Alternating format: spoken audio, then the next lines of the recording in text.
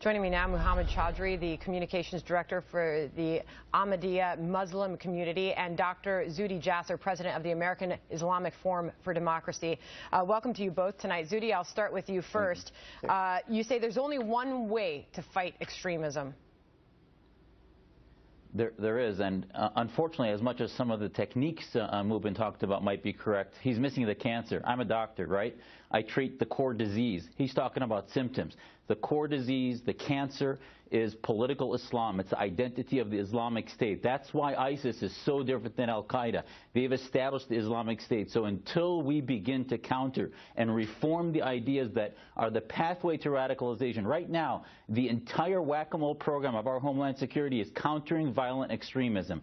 Until they change that to countering violent Islamism, which is the concept of the Islamic State, and until we start monitoring ideologies of jihadism, Salafism, the continuum prior to when they become militant, when they start to be separatist of the Saudi Wahhabi ideology, those need to be monitored, because those are the precursors that we can target in Homeland Security and acknowledge that we need to reform within the House of Islam. And Mohammed, you say that Muslim leaders in America should be doing more.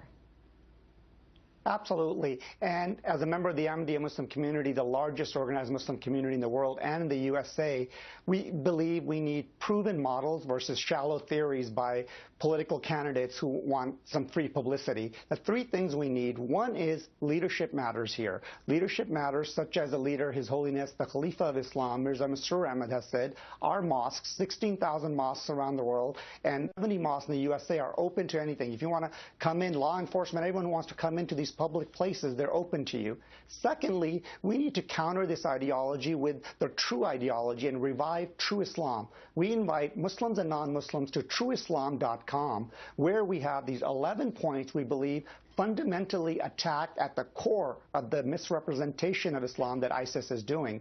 And law enforcement has signed up, from chiefs of police in New Jersey to the chief of police in San Bernardino, as well as bipartisan congressional support. But Zuhdi, and the third point is inconsistent Muslim leadership. And that's where we sent out a letter to 2,200 mosques around the country to show them that here, join us. And we invite all Muslim leaders to join us. And if they're not, we'd like to know why, because we believe this is the antidote to save I want to get you in here because we're not seeing a whole lot of evidence that that works, and there is problems with law enforcement working with these Muslim communities.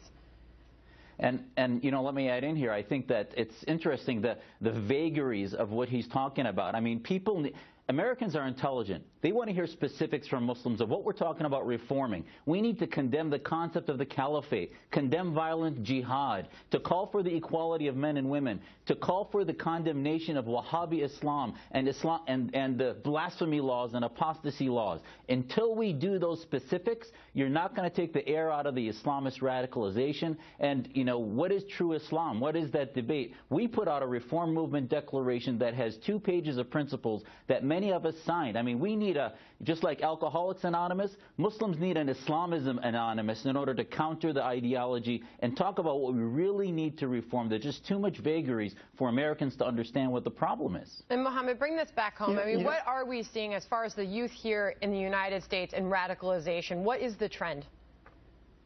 So what we're seeing is people need to understand true Islam. Just like Zuhdi become a doctor on Google, you can't represent Islam based on Google. You need to go deep. You need to understand leadership matters. I'm a Muslim. That having leadership in Islam matters, and not just a short list, but your list is incomplete. If you go to trueislam.com, there are 11 points, like separation of mosque and state, like loyalty to your country or will you condemn violent jihad and the concept of the caliphate? All 11 That's a good points. If you look at all 11 points, you will realize that this is a proven model for 127 years. It has worked. It is proven around the world. So rather than shallow theories, we need to look at what works. And this has worked for 127 years in a worldwide community. You can't defeat ISIS without condemning all Islamic states and condemning the caliphate. Full stop. Until Americans hear that, we are apologists for the problem. There's no other answers. All right, we're going to have to leave it there. Absolutely. Well, ISIS has killed more Muslims than Jews, Christians, anyone else. Theocracy ISIS is attacking humanity, and when we disagree with everything ISIS is a symptom of Islamic theocracy. ISIS is doing, but the true Islam is the Khalifa of Islam that we need to join. Important discussion and an emotional one, clearly. Thank you to Mohammed and Zuhdi for joining in on that.